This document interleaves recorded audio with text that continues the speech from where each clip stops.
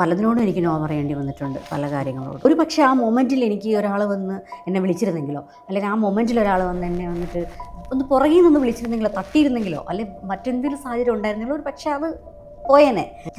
ഞാൻ വിചാരിച്ചു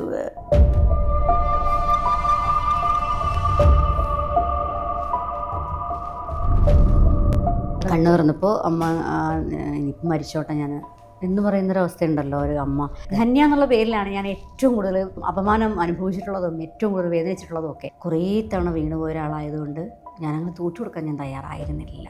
കണ്ണിൻ്റെ കാഴ്ചശക്തി പോയ ഒരാളാണ്. അപ്പോൾ ഞാനതിൻ്റെ ട്രീറ്റ്മെൻറ്റ് എടുത്ത് കുറേ നാൾ കിടന്ന സമയത്ത് ഇങ്ങനെ പ്രാക്ടീസ് ചെയ്ത് നോക്കിയിട്ടുണ്ട്. എങ്ങനെയാണ് അന്ധർ എങ്ങനെ നടക്കും, അവരുടെ ചൂടെങ്ങനെയാണ്, സ്മെല്ലെങ്ങനെയാണ് എന്നൊക്കെ നോക്കി പ്രാക്ടീസ് ചെയ്തതാണ്. അതെനിക്ക് തിരിച്ചു കിട്ടി. ഞാൻ അന്നത്തെ കാര്യമാണ് പറയുന്നത്. അന്നത്തെ നിങ്ങൾക്ക് എന്തെങ്കിലുമൊക്കെ ചിലപ്പോൾ കണ്ടാൽ മനസ്സിലാവും ഞാൻ എന്തുകൊണ്ട് എത്ര പെയിനിൽ അത് പറയുന്നതെന്ന് വെച്ച് കഴിഞ്ഞാൽ അത്രയും വേദന നമ്മുടെ ഉള്ളിലുണ്ടായിരുന്നു. പക്ഷേ എന്നിട്ട് ഞാൻ ഇതൊക്കെ ഇട്ടുകൊണ്ട് നടന്നു കേട്ടോ. ഇട്ടുകൊണ്ട് നടന്നു, ആൾക്കാരെ കാണിച്ചു. അപ്പോൾ എന്താണ്, എൻക്വയറികൾ വന്നു തുടങ്ങി.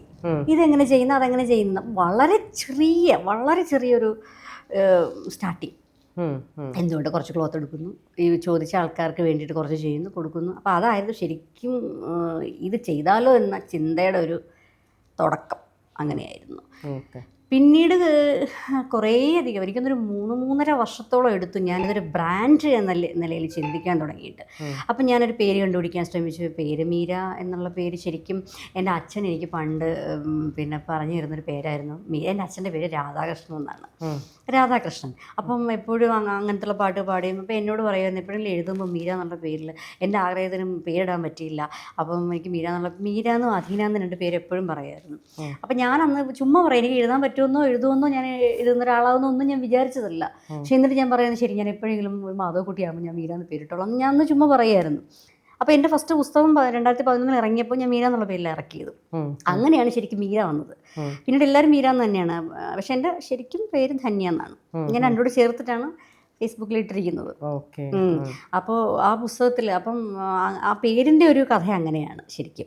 അപ്പോൾ ആ പേര് വെച്ച് തന്നെ അപ്പോൾ എനിക്ക് എന്തുകൊണ്ടും സന്തോഷം തരുന്നൊരു പേരായിരുന്നു അത്.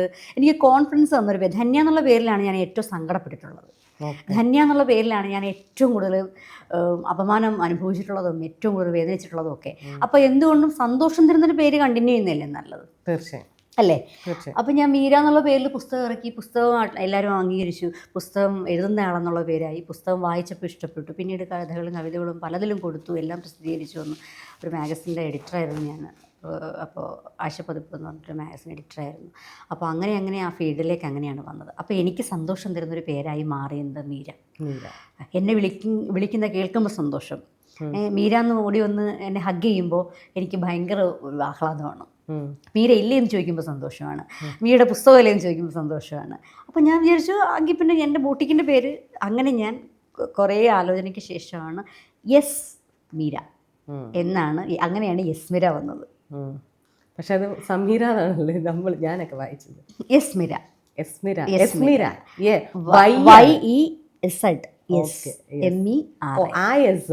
യെസ്മിര എന്നാണ് ബ്രാൻഡ്. ആ ബ്രാൻഡിൻ്റെ ആ പേര് കൊണ്ട് ഞാൻ കുറേ നാൾ നടന്നു. എന്താണ് ചെയ്യേണ്ടത്, ഇതിൻ്റെ ഒഫീഷ്യൽ സംഗതികളൊക്കെ നോക്കി. അപ്പോൾ എനിക്കതിൻ്റെ കുറേ അന്വേഷണങ്ങൾക്കൊടുവിൽ എന്താ ചെയ്യേണ്ടതെന്ന്, ആ പേരും നഷ്ടപ്പെട്ടു പോകാതിരിക്കാൻ എന്തൊക്കെ ചെയ്യേണ്ടതെന്ന് നമ്മളതിനൊരു കോപ്പിറൈറ്റ് പേറ്റൻ്റൊക്കെ എടുക്കുന്ന പോലെ ഞാനൊരു ട്രേഡ് മാർക്ക് ചെയ്തു. എന്തായാലും ചേച്ചി അത് ഞാൻ പറഞ്ഞല്ലോ, നമ്മൾ ഓരോരുത്തരും ഞാൻ കണ്ടുമുട്ടുന്ന ഒരുപാട് സ്ത്രീകളുണ്ട്. ഒരുപാട് സ്ത്രീകൾ എന്ന് വെച്ചാൽ ഒരുപാട് സ്ത്രീകൾ. അവരെല്ലാം എഴുതുന്നതും അല്ലെങ്കിൽ പറയുന്നതുമായ കാര്യങ്ങൾ കേൾക്കുമ്പോൾ തന്നെ അറിയാം, ചേച്ചി പറഞ്ഞ പോലെ തന്നെ നമ്മുടെ അനുഭവങ്ങളുടെ തീച്ചൂളയിൽ നിന്നോ അല്ലെങ്കിൽ ഇത്ര വൃത്തിയായി ഇത്ര ഭംഗിയായിട്ട് ഒരാളെ ഉൾക്കൊള്ളാനും ഒന്ന് പ്രതികരിക്കാനും പറ്റുന്നത് നമുക്ക് എന്തെങ്കിലും ഉണ്ടെങ്കിലാണ്. അത്രയും ഉണ്ടെങ്കിൽ നമുക്ക് അവരെ അതേ അനുഭവത്തിൽ പോകുന്നവരെ പോലും ചേർത്ത് നിർത്താൻ പറ്റുള്ളൂ. അപ്പോൾ ഞാൻ ചേച്ചിയുടെ എഴുത്തുകൾ വായിച്ചപ്പോൾ എനിക്ക് തോന്നിയിട്ടുണ്ട് ഒരുപാട് പ്രശ്നങ്ങളൊന്നും ഇത് നേടി അല്ലെങ്കിൽ നേരിട്ടിട്ട് ഇന്നും സ്ട്രഗിൾ ചെയ്യുവാണ് എന്തിനു വേണ്ടിയിട്ട്, നമ്മുടെ സ്പേസ് ഉറപ്പിക്കാൻ വേണ്ടിയിട്ട്. അത് എനിക്കൊന്ന് റീസെൻ്റായിട്ട് ചേച്ചിയുടെ ഈ പറഞ്ഞ ബൊട്ടീക്കിന് കുറച്ച് പ്രശ്നം ഉണ്ടായി. പിന്നീട് തിരിച്ചു വരികയാണ്. നമ്മളെ ഇനി വീണാ എങ്ങോട്ട് വീഴാനാ, നമ്മൾ ഓൾറെഡി വീണിട്ടാണല്ലോ ഇങ്ങനെ വന്നത്. ഓൾറെഡി 0 തുടങ്ങി. അപ്പോൾ ഇനി പോയ 0 നമ്മൾ കണ്ടല്ലോ, ഇനി നമുക്ക് ടെൻഷൻ ഇല്ലല്ലോ. അതെ ആ ഒരു ഇതാണ്. ഇപ്പം എങ്ങനെ പോകുന്നു ലൈഫ്? വീഴ്ച അതിനെക്കുറിച്ച് പറയാനുണ്ട്. കാരണം ഒരു തവണ അല്ല, 2 തവണയല്ല, 3 തവണയല്ല, ഒരുപാട് തവണ വീണ ഒരാളാണ്. പക്ഷേ ഓരോ തവണ വീഴുമ്പോഴും ഞാൻ വിചാരിക്കും, ആദ്യ വീഴ്ചയിൽ വിചാരിക്കും പറ്റില്ലായിരിക്കാമെന്ന്. പക്ഷേ ഞാൻ അവിടെ നിന്നൊക്കെ എഴുന്നേറ്റിട്ടുണ്ട്. അപ്പോൾ പക്ഷേ എനിക്ക് ബോട്ടിക്ക് ഞാൻ നടത്തിക്കൊണ്ട് പോയി കഴിഞ്ഞിട്ട് ഷോപ്പ് ഇടുന്ന സമയത്ത് വളരെ വലിയൊരു സ്വപ്നമായിരുന്നു എൻ്റെ ഷോപ്പ് എന്ന് പറയുന്നത്. അപ്പോൾ എൻ്റെ പാർട്ട്ണർ വിപിൻ, അപ്പോൾ ഞങ്ങൾ എനിക്ക് ഫുള്ളി സപ്പോർട്ടാണ്. എൻ്റെ എല്ലാ കാര്യങ്ങൾക്കും എൻ്റെ കൂടെ ഉള്ള എൻ്റെ പാർട്ട്ണറാണ്. അപ്പോൾ ഞങ്ങൾ 2019 ഷോപ്പ് ഇടുന്ന സമയത്ത് വലിയ ഡ്രീമാണ് എൻ്റെ. കാരണം എത്ര വർഷത്തെ എൻ്റെ എസ്മിനയുടെ എക്സ്പീരിയൻസ്, എൻ്റെ ഡിസൈനിങ് ഇഷ്ടപ്പെടുന്ന ആൾക്കാർ എല്ലാവരും എന്നെ ഒരുപാട് പ്രൊമോട്ട് ചെയ്ത് ഞാൻ ആ ഷോപ്പ് ഇട്ടു. അത്യാവശ്യം നല്ല പൈസ ചിലവാക്കി ആണ് ചെയ്തത്. ഇനാഗുറേഷൻ ഫങ്ഷനൊക്കെ വെച്ചു. അപ്പോഴും ഞാൻ അറിയുന്നില്ല, ഇത്രയും ഓടി കഴിഞ്ഞ് വന്ന ഒരാൾക്ക് ഇനിയിപ്പോൾ പെട്ടെന്നൊരു താഴോട്ടൊരു പോക്ക് ഉണ്ടാവില്ലെന്ന് എൻ്റെ ഉള്ളിലുണ്ടായിരുന്നു. ഇനിയിപ്പോൾ അങ്ങനെ ആയാലും ഞാൻ അക്സെപ്റ്റ് ചെയ്യാൻ ഞാൻ തയ്യാറായിരുന്നു. പക്ഷെ എന്നാലും നമുക്കൊരു പ്രതീക്ഷ ഇല്ല. ഞാൻ എൻ്റെ ഷോപ്പ് ഓപ്പൺ ചെയ്ത് ഞങ്ങൾ ഭയങ്കര ഹാപ്പി ആയിരുന്നു. ആക്ച്വലി 1 വീക്ക് കഴിഞ്ഞപ്പോൾ ലോക്ക്ഡൗണായി. ഷോപ്പ് ഓപ്പൺ ചെയ്തു. ബ്രൈഡൽ വെയേഴ്സ് ആയിരുന്നു. ഓൾ ഫങ്ഷൻ ആൻഡ് ബ്രൈഡൽ വെയേഴ്സാണ്. എല്ലാ കല്യാണങ്ങളും സ്റ്റോപ്പ് ചെയ്തു. ആൾക്കാർ ഗ്യാദർ ചെയ്യുന്ന എല്ലാ ഫങ്ഷൻസും ഒഴിവാക്കി. ഒരു സ്കോപ്പും ഇല്ല. 1.5 ഇയേഴ്സ് ആ മണി അവിടെ ഡെഡായി. അപ്പോൾ എനിക്ക് പിന്നെ എങ്ങനെ മൂവ് ചെയ്യും? പക്ഷേ ഞാൻ പറഞ്ഞില്ലേ, കുറേ തവണ വീണുപോയ ഒരാളായതുകൊണ്ട് ഞാനങ്ങനെ തോറ്റു കൊടുക്കാൻ ഞാൻ തയ്യാറായിരുന്നില്ല. പിന്നെ ഒരു വലിയ ബ്ലെസ്സിങ്സ് എൻ്റെ ഫ്രണ്ട്സായിരുന്നു. എനിക്കിത് പറഞ്ഞറിയിക്കാൻ പറ്റില്ല. ഈ സോഷ്യൽ മീഡിയ ഫ്രണ്ട്സ് തന്നെ വേണമെങ്കിൽ പറയാം കേട്ടോ. അത്രയധികം സുഹൃത്തുക്കളുടെ സപ്പോർട്ട് എനിക്കുണ്ടായിരുന്നു. എനിക്ക് തോന്നുന്നു എന്നെ കണ്ടിട്ടും കേട്ടിട്ടും ഇല്ലാത്ത സുഹൃത്തുക്കൾ, പിന്നെ വായിച്ചിട്ട് മാത്രമുള്ള, പിന്നെ ഇപ്പം നേരത്തെ ശരണ്യ പറഞ്ഞു വായിച്ചത് കൊണ്ട് ആണ് എന്നുള്ളത്. അതുപോലെ ഒത്തിരി സ്നേഹം എനിക്ക് കിട്ടിയിട്ടുണ്ടായിരുന്നു. ഉറപ്പായും ഇല്ലാതാകേണ്ടിയിരുന്ന ഒരാളാണ് ഞാനെന്ന് എനിക്ക് ഉറപ്പാണ്. ഞാൻ മുമ്പ് പറഞ്ഞിട്ടുണ്ട്, ലൈഫിൽ ഞാൻ ആകെ സൂയിസൈഡ് ചെയ്യാൻ ശ്രമിച്ചത് 2 തവണയാണ്. 2 തവണ സൂയിസൈഡ്. പക്ഷേ ലോകത്തിൽ ഞാൻ ചിന്തിച്ച ഏറ്റവും വലിയ മണ്ടത്തരമായിരുന്നു അത്. ഇപ്പം എനിക്ക് ആലോചിക്കുമ്പോൾ ഭയങ്കര റിഗ്രഷനാണ്. അപ്പം ഞാൻ കുട്ടികളോട് പറയാറുണ്ട്, ഒരിക്കലും നിങ്ങൾ സൂയിസൈഡിനെ കുറിച്ച് ചിന്തിക്കരുത്. കാരണം നല്ല ബ്രൈറ്റായിട്ടുള്ളൊരു ഫ്യൂച്ചർ നിങ്ങൾക്ക് ഉണ്ട്. അത് ഇച്ചിരി ദൂരെ ആയിരിക്കാം, പക്ഷെ അതവിടെ ഉണ്ട് കേട്ടോ. നിങ്ങൾ വേണം. ഈ ചുവര് വേണം ചിത്രം വരയ്ക്കാമെന്ന് പറഞ്ഞാൽ നിങ്ങൾ വേണം. നിങ്ങളൊരു നിമിഷത്തിൽ എവിടെയെങ്കിലും എന്തെങ്കിലും ചെയ്ത് നിങ്ങൾ ഇല്ലാതായാൽ അത് എങ്ങനെ വരും? അതെങ്ങനെ കാണാൻ പറ്റും നിങ്ങൾക്ക്? ഞാനിപ്പോൾ എന്തൊക്കെ ബ്യൂട്ടീസ് കാണുന്നുണ്ട്, അത് ഞാൻ അന്ന് ഇല്ലാണ്ടായിരുന്നെങ്കിൽ എന്ത് ചെയ്തേനായിരുന്നു? പക്ഷെ അങ്ങനെ പറയുമ്പോഴും ഒരാൾ അങ്ങനെ ചിന്തിക്കുന്ന ഒരു അട്ടർ പെയിനിലാണ്. ഇപ്പം ഞാനിപ്പോൾ റിഗ്രറ്റ് ചെയ്യുന്നു എന്ന് ഞാൻ പറയുന്നു, പക്ഷെ ഞാൻ സൂയിസൈഡ് ചെയ്യാൻ പോയ മൊമെൻറ്റ് എൻ്റെ സ്ഥാനത്ത് ആരാണെങ്കിലും ചെയ്യുന്ന മൊമെൻ്റാണ്. കാരണം എൻ്റെ ഫാദർ അത്യാവശ്യം നല്ല ആൽക്കഹോളിക്കായിരുന്നു. അപ്പം പുള്ളിക്കാരനുണ്ടാക്കിയ ലൈഫിൻ്റെ പ്രശ്നങ്ങൾ വളരെ വലുതായിരുന്നു. അപ്പം ഞാൻ പ്രീ ഡിഗ്രി പഠിക്കുമ്പോൾ അത്യാവശ്യം വലിയ കുട്ടിയാണ്. സമൂഹത്തിൻ്റെ കളിയാക്കലുകളാണെങ്കിലും പിന്നെ ഈ പറയുന്നതൊക്കെ തിരിച്ചറിയാനുള്ള പറ്റുന്നൊരു പ്രായമാണ്. ആ സമയത്ത് നമ്മൾ റോഡിൽ കൂടെ നടന്നു വരുമ്പോൾ ഒരാൾ വന്നിട്ട് പറയുകയാണ് നിങ്ങളുടെ അച്ഛൻ്റെ കൂടെ കിടക്കുന്നു, അല്ലെ അവിടെ നിന്ന് എടുത്തുകൊണ്ട് വന്നിട്ട് അങ്ങനെ ഇങ്ങനെയൊക്കെ പറഞ്ഞിട്ട് നമ്മൾ ഫുൾ ടൈം നമ്മളിങ്ങനെ ടീസ് ചെയ്യണം. അപ്പം നമുക്ക് എന്ത് ചെയ്യണമെന്ന് അറിയാത്തൊരവസ്ഥയാണ്. അപ്പോൾ എൻ്റെ എക്സാം ടൈമിലായിരുന്നു അത്. എനിക്കൊന്ന് ജോഗ്രഫിയുടെ എന്തോ എക്സാം ടൈമില്ല. അപ്പോൾ ഞാൻ എക്സാമിൻ്റെ സ്ട്രെസ് ഉണ്ട്. നോർമലി നമുക്ക് എക്സാമിന് പ്രിപ്പറേഷൻ എടുക്കാനുള്ള ഒരു സാഹചര്യങ്ങളും ഇല്ല. എന്നിട്ടും നമ്മളൊരു മൈൻഡ് പവർ കൊണ്ട് എല്ലാം ക്ലാസ് മാർക്കിലാണ് ഞാൻ എല്ലാം ജയിച്ചത്. അപ്പോൾ ഞാൻ എന്നിട്ട് അതിൻ്റെ സ്ട്രെയിനിൽ നിൽക്കുമ്പോൾ വരുന്ന വഴിക്ക് ഇങ്ങനെ പറയുന്നു, എനിക്ക് പെട്ടെന്ന് എന്ത് ചെയ്യണമെന്ന് അറിഞ്ഞില്ല. സത്യം പറഞ്ഞാൽ ആകെ നാണക്കേടായിപ്പോയി. പ്രായം അതാണ്, ഭയങ്കര നാണക്കേട്. വീട്ടിൽ വന്ന് ഞാൻ ആദ്യം ചെയ്തതെന്ന് വെച്ച് കഴിഞ്ഞാൽ ടാബ്ലറ്റ്സ് കഴിച്ചു 10 എണ്ണം. അത് ആ ടാബ്ലറ്റ്സ് കഴിക്കുന്നതെന്ന് വെച്ച് കഴിഞ്ഞാൽ എനിക്ക് ഓൾറെഡി അതിന് മുന്നേ നല്ല സ്ട്രെസ്സും സ്ട്രെയിനും വന്ന് ഞാൻ ഡോക്ടറെ പോയി കണ്ടിരുന്നു. എനിക്ക് പ്രശ്നമുണ്ട്, പക്ഷേ എനിക്ക് സർവൈവ് ചെയ്ത് പറ്റുള്ളൂ എന്നൊക്കെ പറഞ്ഞപ്പം ചെറിയ ഡോസ് എനിക്ക് ഒക്കെ തരും. അപ്പോൾ ഞാൻ എന്തൊക്കെയാണെന്നറിയില്ല, പാരസെറ്റമോൾ എന്തൊക്കെ ഇരിപ്പുണ്ടായിരുന്നു. അപ്പോൾ അത് ആ മൊമെൻ്റ് അതാണ്, നമുക്കതിനെ മറികടക്കാൻ പറ്റില്ല. ഒരു പക്ഷേ ആ മൊമെൻറ്റിൽ എനിക്ക് ഒരാൾ വന്ന് എന്നെ വിളിച്ചിരുന്നെങ്കിലോ, അല്ലെങ്കിൽ ആ മൊമെൻറ്റിൽ ഒരാൾ വന്ന് എന്നെ വന്നിട്ട് ഒന്ന് പുറകിൽ നിന്ന് വിളിച്ചിരുന്നെങ്കിലോ, തട്ടിയിരുന്നെങ്കിലോ, അല്ലെങ്കിൽ മറ്റെന്തെങ്കിലും സാഹചര്യം ഉണ്ടായിരുന്നെങ്കിലോ ഒരു പക്ഷേ അത് പോയേനെ. പക്ഷെ അമ്മൊന്നുമില്ല. നമ്മൾ ഒറ്റയ്ക്കൊരു വീട്ടിൽ വരുന്നു, ആരുമില്ല, അമ്മ ജോലിക്ക് പോയിരിക്കുകയാണ്. അപ്പോൾ നമുക്കുള്ളിൽ പെയിനാണ്, എന്ത് ചെയ്യും ഒന്നും ആലോചിക്കില്ല. പക്ഷെ ഞാൻ എപ്പോഴും ഒരു കുട്ടികളോട് പറയാറുണ്ട്, നിങ്ങൾ എന്തെങ്കിലും അങ്ങനെ തോന്നലുണ്ടാകുമ്പോൾ ഇങ്ങനെ ഡൈവേർട്ട് ചെയ്യുക, ഇങ്ങോട്ട് ഇറങ്ങി നടക്കുക, പാട്ട് കേൾക്കുക, എന്തെങ്കിലും നിങ്ങൾ ചെയ്യുക എന്ന് ഞാൻ പറഞ്ഞിട്ടുണ്ട്. കാരണം ആ മൊമെൻറ്റിൽ നമുക്ക് നമ്മളെ രക്ഷപ്പെടുത്തി പറ്റുള്ളൂ. അതൊരു തവണയായിരുന്നു. ഒരു തവണ അന്ന് ഒരുപാട് കഷ്ടപ്പെട്ടു. ആ ഒരു ദിവസമാണ് ഇനി ഒരിക്കലും ചെയ്യരുത്. അതിനുശേഷം ചെയ്യാനുള്ള സാഹചര്യങ്ങൾ ഒത്തിരി ഉണ്ടായിട്ട് ഞാൻ ചെയ്തില്ല. കാരണം അന്നത്തെ ദിവസം ഞാൻ എന്നെ ചുറ്റും നിൽക്കുന്ന ഒരു ബുദ്ധിമുട്ടെന്ന് ഞാൻ കണ്ടു. കാരണം എന്നെ ലൈഫിലേക്ക് കൊണ്ടുവന്നേ പറ്റൂ എന്ന് മനസ്സിലാക്കിയിട്ട് എന്നെ ചുറ്റും നിൽക്കുന്ന ആൾക്കാരെ വിഷമിക്കുന്നത് ഞാൻ കണ്ടു. അപ്പോൾ ഞാൻ വിചാരിച്ചു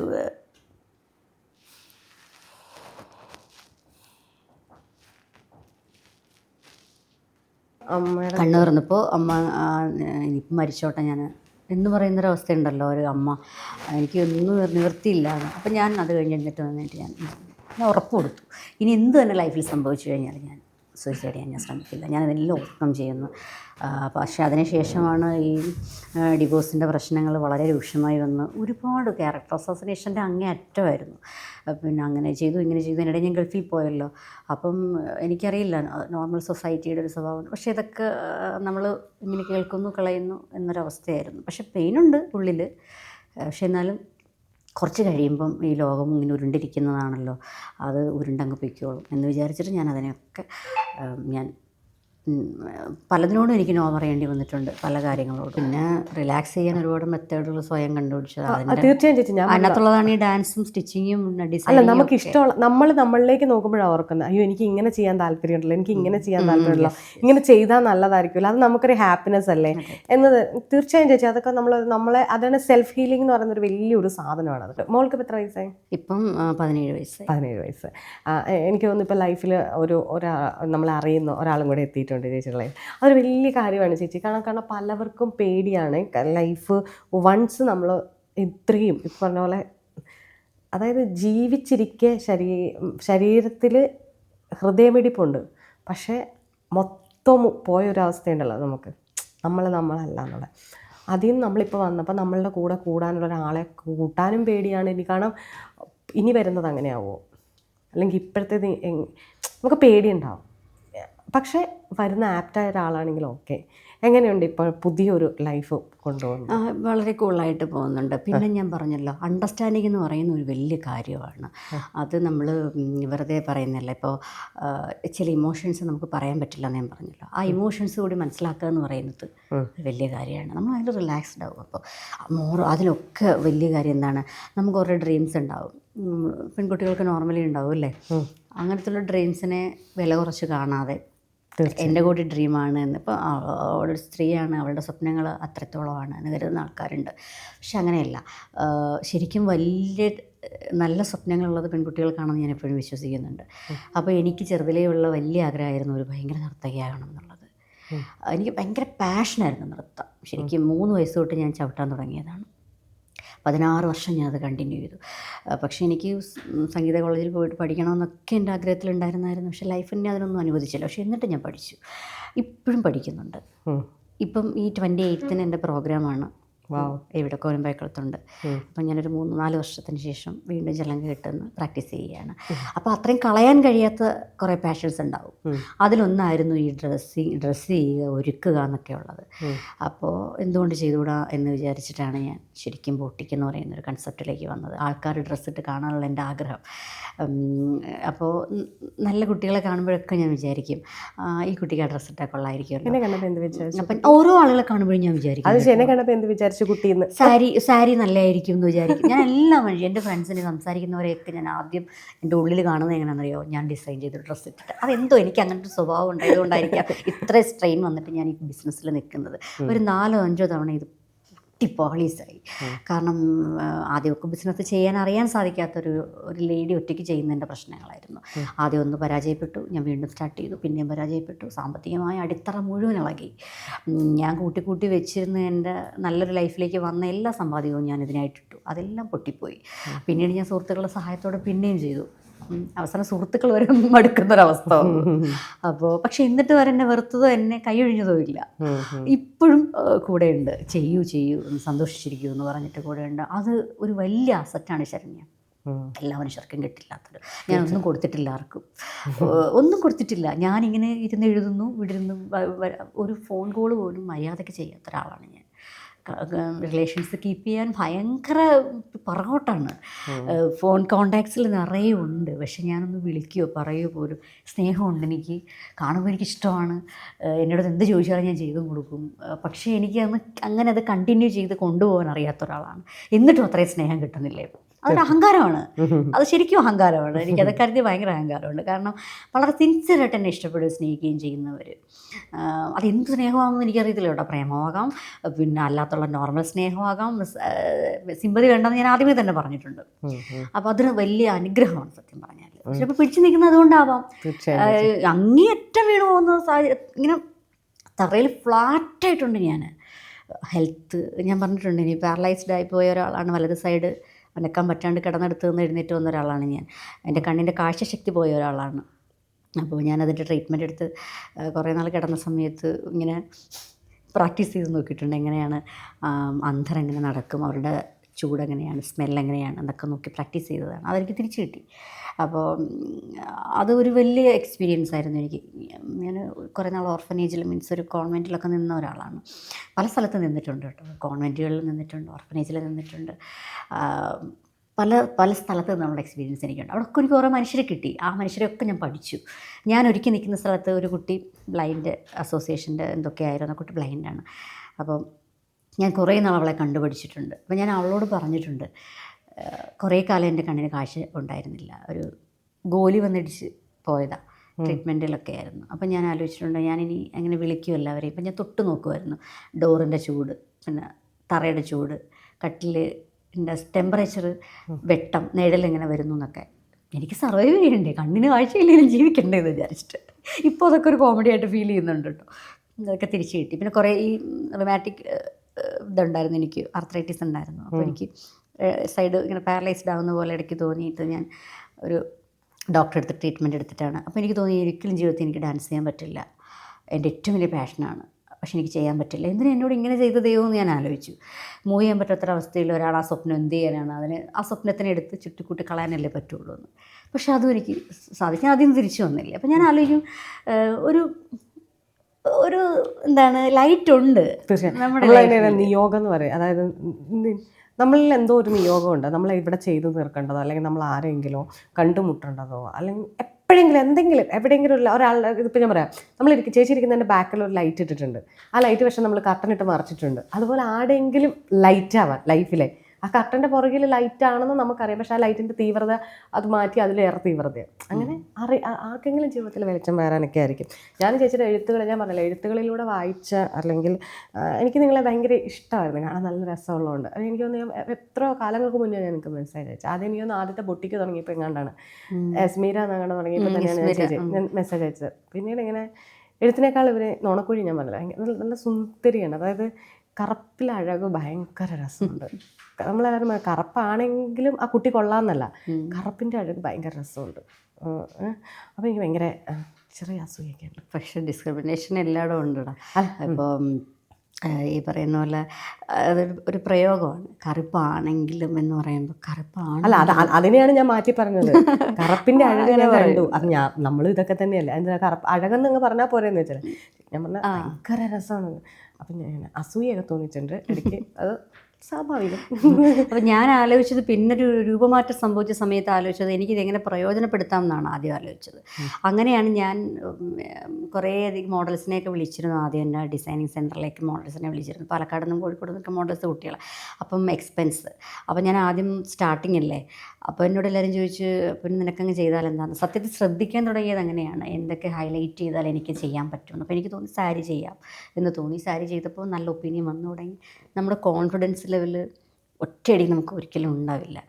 നമ്മൾ കുറേ കാലം കഴിയുമ്പോഴാണ് ഈ സാധനം അത് കൊള്ളാം, ഇത് കൊള്ളാം, എനിക്ക് പിന്നെ എന്താ മാറ്റം വരുത്തിയാൽ എന്താ, ഇങ്ങനെ മാറ്റം വരുത്തിയാൽ എന്താന്ന് വന്നിട്ടാണ് പിന്നെ ഞാനങ്ങ് തീരുമാനിച്ചു, ഇനി എൻ്റെ ഡിസൈനിങ് സെൻറ്ററിൻ്റെ സാരിക്ക് ഇനി ആരെയും വിളിക്കണ്ട, ഞാനങ്ങ് ചെയ്താൽ എന്താ, ഇച്ചിരി മോശമായിക്കോട്ടെ, കുഴപ്പമില്ല, വൃത്തികേട് എന്തായാലും ആവില്ലല്ലോ, അപ്പോൾ ചെയ്യാമെന്ന് വിചാരിച്ചു. അങ്ങനെ ആ ഒരു കോൺഫിഡൻസിലാണ് നിന്നത്. അപ്പോൾ അത്രയും പൈസ എനിക്ക് കുറഞ്ഞു കിട്ടും, അത്രയും കൊണ്ട് എനിക്ക് ചെയ്യാൻ പറ്റുമല്ലോ എന്ന് വിചാരിച്ചിട്ടാണ് ഞാൻ കണ്ടിന്യൂ ചെയ്യാം എന്ന് വിചാരിച്ചത്. സത്യത്തിൽ ഇട്ടിട്ട് പോകേണ്ട സമയമൊക്കെ ഒത്തിരി കഴിഞ്ഞു.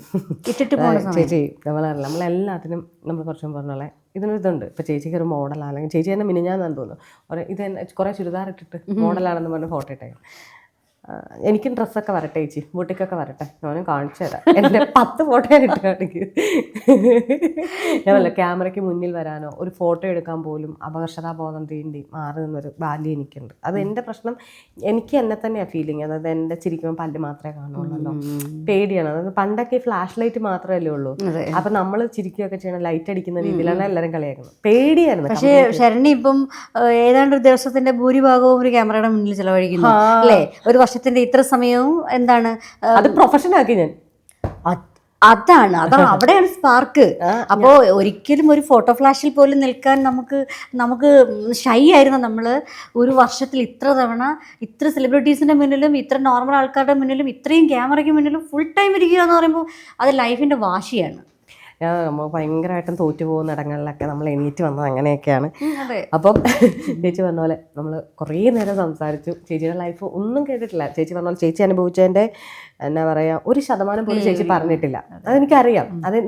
എനിക്ക് ഇതൊക്കെ വായിച്ചറിയാൻ പറ്റുന്നതുകൊണ്ടാണ് നമുക്കിങ്ങനെ ഭയങ്കര പെയിൻ വരുവേ, പെട്ടെന്ന് വേദന വന്നിട്ട് ഇങ്ങനെ അയ്യോ ഇങ്ങനെ ഞണ്ട് ഇറുക്കണ പോലത്തെ ഒരു ഫീലാണ്. അങ്ങനെ ഇറുക്കുന്ന ഫീലിംഗ് വരുമ്പോഴാണ് ചേട്ടൻ ഞാൻ ഈ കവിതയൊക്കെ എഴുതുന്നത്. അപ്പോൾ കവിതകൾ വായിക്കുമ്പോൾ എന്നോട് എല്ലാവരും പറയണോ എന്തോ ഒരു കവിത, ഇതൊക്കെ എന്തോ ഇങ്ങനെ വലിഞ്ഞ് മുറുകിയിട്ട് ചിലപ്പോൾ തീ കത്തുന്ന പോലെ വരുന്നുണ്ട്, ഇങ്ങനെ കുപ്പിച്ചില് പൊട്ടുന്ന പോലെ വരുന്നുണ്ടെന്നൊക്കെ എനിക്ക് അങ്ങനെ ആൾക്കാർ പറയാറുണ്ട്. ഇതെന്താണ് യുദ്ധം ചെയ്യാൻ പോകുന്ന പോലത്തെ കവിതയോ? പിന്നെ പറയും ഇത് പൂ വാരിയിടുന്ന പോലത്തെ. നമ്മുടെ ഉള്ളിൽ നിന്ന് വരുന്ന സാധനങ്ങളാണ് ഇതൊക്കെ. നമുക്ക് അങ്ങനെ എക്സ്പ്രസ് ചെയ്യാൻ പറ്റും. ആരെങ്കിലും പോയി വാളെടുത്തുകൊണ്ടൊന്നും വെട്ടാൻ പറ്റില്ല. ആരെങ്കിലും പോയിട്ട് ഇങ്ങനെ കരണക്കുറ്റിക്ക് 2 കൊടുക്കാൻ പറ്റില്ല. നമുക്കങ്ങനെ പറ്റില്ല. അപ്പം നമുക്ക് എന്താ പറ്റുക എന്ന് വെച്ച് കഴിഞ്ഞാൽ സന്തോഷം വരുമ്പോൾ ചിരിച്ച് കാണിക്കാൻ പറ്റില്ലേ, സങ്കടം വന്നൊന്ന് കെട്ടിപ്പിടിക്കാൻ പറ്റും അല്ലേ. അപ്പോൾ ഹഗ്ഗിങ് എന്ന് പറയുന്നത് ഒരു ഭയങ്കര ഒരു സൊല്യൂഷനാണ്. അത് ആരിനി എന്ത് കുടിച്ചെന്ന് കണ്ടാൽ കെട്ടിപ്പിടിക്കുമെന്ന് പറയുന്നത് എനിക്ക് അതിനോട് യോജിപ്പില്ല കേട്ടോ. ഹഗ്ഗിങ് ഈസ് ഭയങ്കര ഒരു റിലാക്സാണ്. ഈ കവിത എഴുതുന്ന പോലെ, നൃത്തം ചെയ്യുന്ന പോലെ, ഡിസൈൻ ചെയ്യുന്ന പോലെ നമ്മുടെ എക്സ്പ്രഷൻസിനെ ഇങ്ങനെ ഒഴുക്കിക്കളയാണ്. ഇപ്പോൾ പണ്ട് പറഞ്ഞ പോലെ സ്പോണ്ടേനിയസ് ഓവർഫ്ലോ ഓഫ് ഫീലിങ്സ് എന്ന് പറയുന്ന പോലെ അതിനെ ഇങ്ങ് വിട്ട് കളഞ്ഞു കഴിഞ്ഞാലുണ്ടല്ലോ നമ്മുടെ ആ ഭംഗി നമുക്ക് തിരിച്ചു വരും. ഇല്ലെങ്കിൽ നമ്മൾ സപ്രസ് ചെയ്ത് നമുക്ക് എഴുതാനും പറ്റുന്നില്ല, നമുക്ക് ഡാൻസ് ചെയ്യാൻ നമുക്ക് പറ്റുന്നില്ല, നമുക്കൊന്ന് ഓടണമെന്നുണ്ട്, നമുക്ക് ഓടാൻ പറ്റുന്നില്ല. എന്നാൽ പിന്നെ എന്തെങ്കിലും വരച്ച് കളയാം, നമുക്ക് അതും പറ്റുന്നില്ല എന്ന് പറയുന്ന അവസ്ഥ ഭയങ്കര ഭീകരമാണ്. പക്ഷെ നമ്മളിതെല്ലാം ചെയ്ത് നോക്കിക്കേ, നമുക്കറിയാവുന്നത് എന്താണ്, ഭംഗിയായി ചെയ്യാൻ അറിയാവുന്നത് എന്താണ്, ചെയ്ത് നോക്കിക്കേ, അതിനും ഭംഗിയുണ്ടാവും, നമുക്കും ഉണ്ടാവും, കണ്ടുകൊണ്ട് നിൽക്കുന്നവർക്കും ഉണ്ടാവും. മൊത്തത്തിൽ നല്ല രസമായിരിക്കും. ഞാൻ ആ പോളിസി പിന്തുടരുന്നത് കൊണ്ടാണ് സമാധാനം എന്നൊരു എൻഡിലേക്ക് എനിക്ക് എത്താൻ പറ്റിയത്. അതെ, അതിപ്പോൾ ചേച്ചിയുടെ വാക്കുകളിലുണ്ട്, സമാധാനപരമായിട്ടാണ് സംസാരിക്കുന്നത്. ഇപ്പോൾ നഷ്ടപ്പെട്ടുകൊണ്ടിരിക്കുന്ന ഒരുപാട് കാര്യങ്ങൾ ഇപ്പോഴും എനിക്കുണ്ട്. എവിടെ ചെന്ന് നിൽക്കുമെന്ന് ആലോചിക്കാൻ സാധിക്കാത്ത കോംപ്ലിക്കേഷൻസ് ഇപ്പോഴും എൻ്റെ മുന്നിൽ നിൽപ്പുണ്ട്. പക്ഷേ എനിക്കതെല്ലാം ഇപ്പം എനിക്കതിനെയൊക്കെ ടച്ച് ചെയ്യാൻ പറ്റുന്നുണ്ട്. I can find the solution.